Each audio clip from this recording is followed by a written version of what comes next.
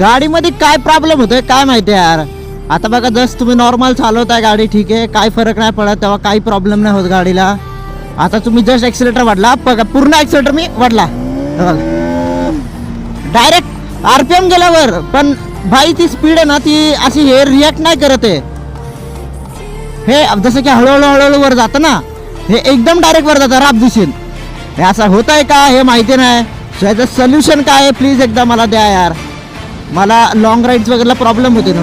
हो बघा असं होतं, गाडी उचलली नाही गेली पण हा ते जो आरपीएम गेला ना त्याच्यामुळे क्लच स्पीड वगैरे सगळं जाईल यार. मला भीतीच वाटते. जर आता नॉर्मल आहे, आता नॉर्मली स्पीड अशी जाते वर ठीक आहे. तुम्ही हळूहळू केलं ना, ॲक्सिलेटर हळू दिलं ना मग ती जाते बरोबर चालती. पण जर तुम्ही समजा हा बघा असं होतं हँग हँग, काय करू यार मला समजत नाही. मी आता हा व्हिडिओ पाहतो शोरूमला.